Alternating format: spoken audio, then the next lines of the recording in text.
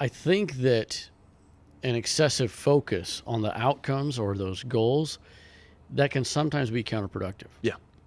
And so that's what we kind of want to talk about today, is shifting our focus to the processes that we can put in place. And then that will actually lead to achieving those goals and being sustainable. Yeah, very true. Because I mean, something that comes to mind with this topic is when you set goals and you have expectations of these goals you're going to hit. Sometimes we can try to do these, in a sense, unrealistic goals within a very short amount of time. And guilty. Raise my hand. Hey, we all do it. We all do it. And it's never wrong to have goals that are really high up, and we're stretching and we're doing what we can to achieve those goals. But I would say the part that gets negative is when we don't hit that goal within the time we think we should, because then we're hard on ourselves and we're like, man, we might as well just quit. We didn't, we didn't hit our goal. Yeah. And I mean that's with a lot of things. If you're like, exercising, sometimes you're like, man, I want to hit my certain goal there, and you don't see the results right away, and then it's hard. It's hard instead of focusing on the process, and that's the same thing with our Sunday school here, Yeah, well, and that's one of the things we were just talking before the podcast, and I was saying that we've produced produced an episode every Friday for a year now. Yeah, that's awesome. And that's kind of cool that we've, and we've had some promos and stuff in between, but we basically every Friday we've produced an episode. And on only one of them was a solo. Wow. Well, maybe, I guess if you count the highlight episode, the anniversary. But anyway, so that to me is like kind of an example. I didn't really think about that when I was writing the notes, but it's kind of an example of that process. It's just a process, and now we can look back and be like, oh wow, look at that. Yeah. Yeah, it was a consistency. It's kind of like the farmer who just goes out and does his work. He knows that there's going to be an increase. He really doesn't know necessarily how big the increase is going to be, what's going to grow, what's not going to do good that year, but he just keeps out consistency, and then with that consistency, when the harvest comes, man, there you go. Yeah, exactly. Here's your harvest. And I think that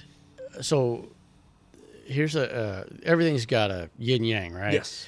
So I believe in being intense and being like over the top, and we just had a podcast about that, being over the top. So I believe in that, and I think that like we should be, when we come to Sunday school as staff, we should be high energy, absolutely, all in. But with all of that, I think that like a lot of times with goals and processes, I think that intensity or that over the top is, I think it's sometimes overrated. It's something we can point at and be like, wow, look at him, he's so intense. I mean, going back to the workout example in the gym, there's a guy that goes to the gym I go to, and he's stronger than I am, but he's not in very great shape. He's got a belly and stuff, but he's so loud. Everybody's annoyed by him. I've heard those ones. Oh man, he's like, and he's just like, letting everybody know he's struggling. But anyway, so I think intensity sometimes is overrated, because you can point at it right now and you can be like, oh wow, he is giving it his all. And consistency is underrated. Absolutely. Because nobody sees you in the dark praying. Nobody sees you early morning working out. Yeah. Nobody, and so it's underrated. I talk about David and Goliath all the time. I talk about all of David's consistency before he was ever in the spotlight with Goliath. So anyway, I think that those two things, intensity is important, but I think it's overrated, and consistency is very much underrated. Absolutely. Yeah. If we put the focus on consistency that we put, on that we have put on intensity, it's going to be a game changer. That is one of the things, I don't know, I might be stomping on my notes ahead, but that is one of the things about this whole concept with a focus on the process more than the goals is, as I mentioned, we were talking before the podcast, the Holy Ghost is God's department. Yes. That's supernatural, right? That's God's department. He gives the Holy Ghost. But we can lay the groundwork. Absolutely. We can set the environment through our actions that can lead to people getting the Holy Ghost in Sunday school. And so that's where I think it's so powerful. It's so incredible. I just was mentioning the other night, we had a boy from Sunday school get the Holy Ghost in church Sunday night. Mm-hmm. And I feel like that we can take some of that credit. Yeah. Because I feel like it was a result even of that Sunday morning, but even more than that is a result of a culmination of Sunday schools, coming together. And so there was a framework going on. Yes. And something that comes to mind with this is the Apostle Paul. When he's writing, I can't remember exactly what book off the top of my head, but he says that, he plants, another waters, but ultimately it's God that brings the increase. Increase, yes. And so that's something we have to realize. And a lot of times we can get the mindset, well, God's just going to bring the increase.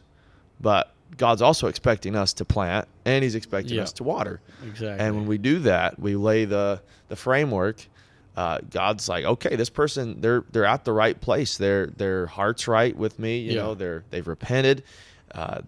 They know how to seek for the Holy Ghost. And they're at a position where I can give them that gift. Yeah, and I think to try to put it in a perspective, like quote unquote natural, perspective.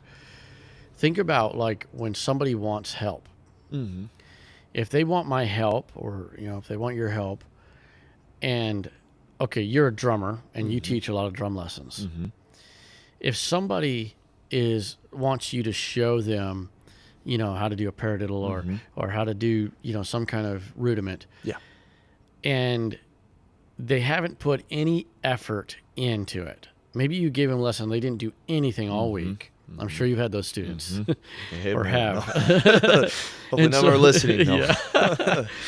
And so versus the one that has struggled and hard, and maybe the first one's more talented, but the one that's struggled and pushed and tried, boy, you really want to help that one. Yes. Right? I mean, now, your 30-minute drum lesson, you're going to go 45 minutes because they're just trying so hard and you want to help them. Yeah.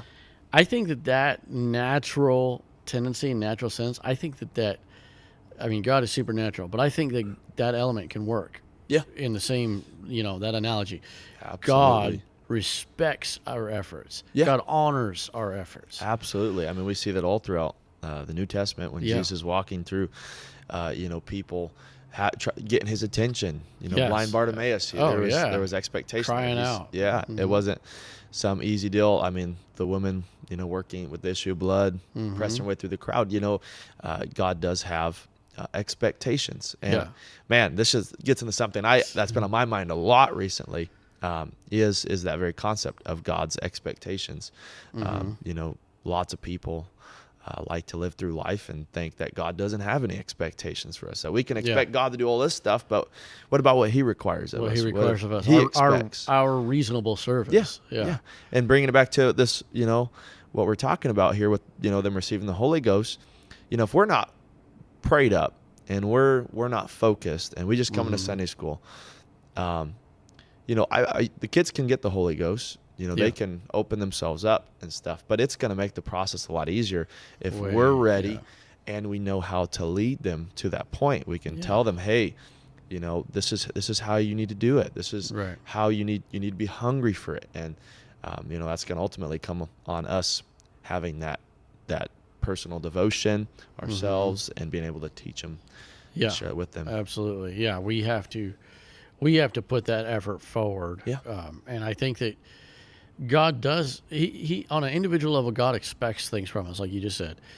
And then whether you're a Sunday school leader of a team, or even if you're just a Sunday school teacher, you are now a leader of these kids. Absolutely. And so now that expectation is even more. Mm-hmm. I'm convinced, that you use those examples of blind Bartimaeus, the woman with the issue of blood, all these things.